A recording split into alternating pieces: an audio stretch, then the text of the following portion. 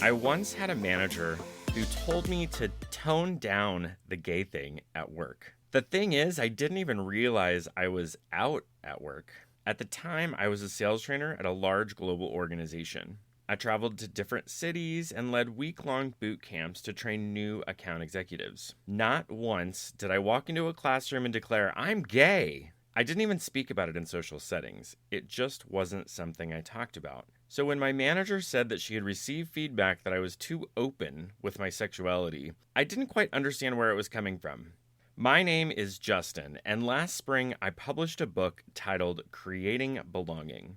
The book was born out of the idea that we as individuals have a right and an imperative to live authentically, at the same time holding others in a place of radical acceptance. This podcast will explore concepts from the book, we'll dig into the Creating Belonging model, and our guests will get a little vulnerable and share their experiences in the various areas of the Creating Belonging model. I hope that this podcast will provide you with inspiration to move into a place of greater belonging within your communities and organizations. The story I opened with today is the story I open all of my Creating Belonging workshops with. And it opens the third chapter where we begin to identify the imperative for creating belonging. I was reflecting recently and realized the way I use this story seems to be in defiance of what actually happened that day. The idea for the Creating Belonging model started a handful of years ago as I was writing a speaking proposal for a national conference. I was turned down not 1 year, but 2 years in a row, and the only rationale I was given was that I didn't work for a Fortune 500 company. Despite the rejection, I knew this concept could grow somewhere. That's when, a couple of years later, a good friend and colleague asked me if I knew anyone who'd be interested in speaking for an LGBTQ employee resource group, to which I responded, "Are you kidding me? I'd love to."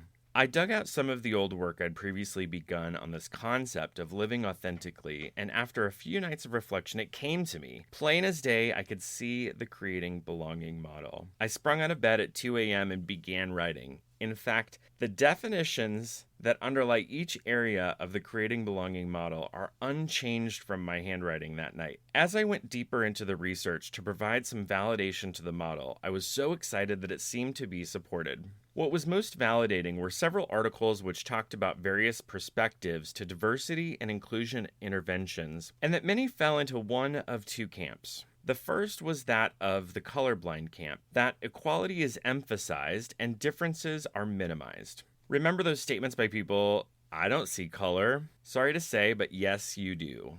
The issue with this egalitarian approach is that majority narratives stay in place, and marginalized groups are forced to conform. They don't encourage diversity, but conformity. On the other end of the spectrum is the multicultural approach, where difference is celebrated.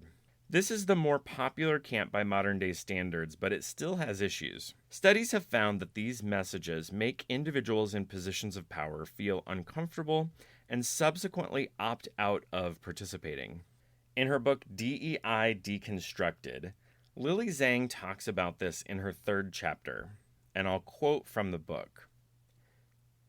White people exposed to multicultural language that highlights the value of non-white contributions have a lower tolerance for disagreement or conflict. They are more likely to feel excluded and thus respond by showing less support for diversity efforts or with frustration or hostility. End quote. This is where the Creating Belonging model comes in.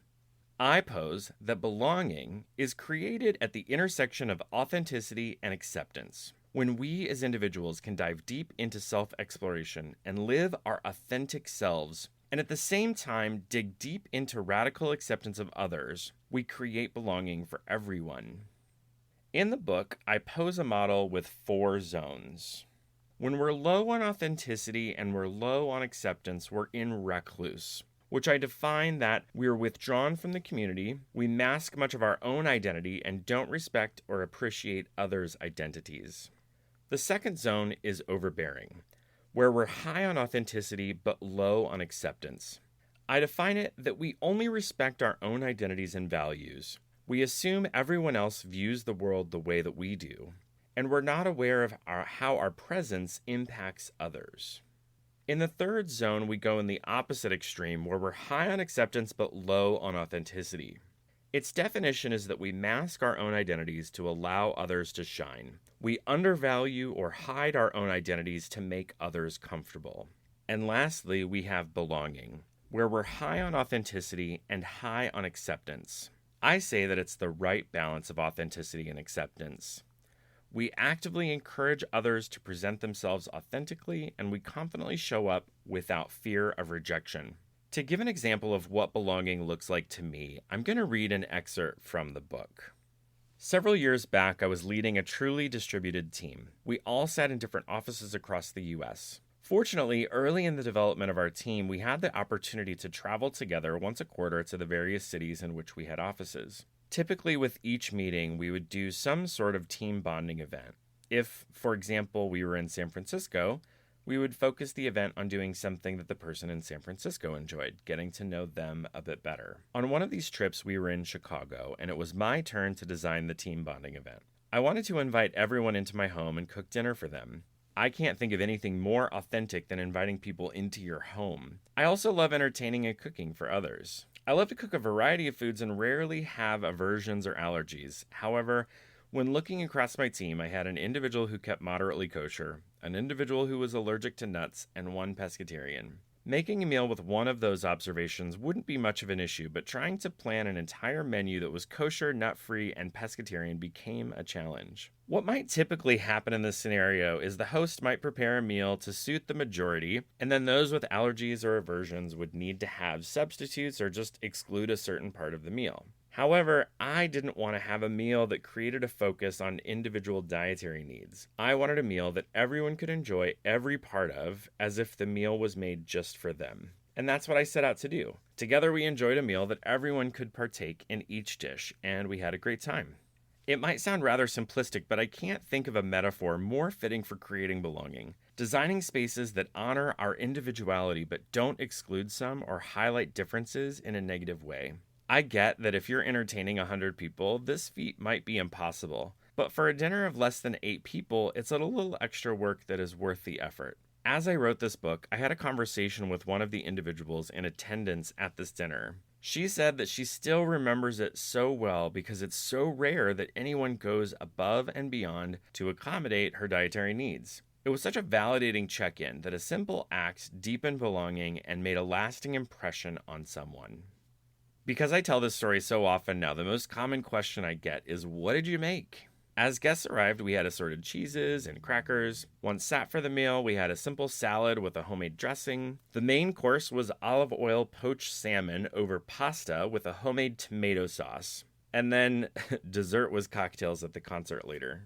I'm genuinely excited for the guests lined up for this podcast. They bring a range of experiences and bring to the table many different identities. My hope is that as they share their stories of experiencing various areas of the Creating Belonging model, that you, the listener, can identify with some of their stories and find new paths to creating belonging for yourself. Look for our first guest out in the next 2 weeks.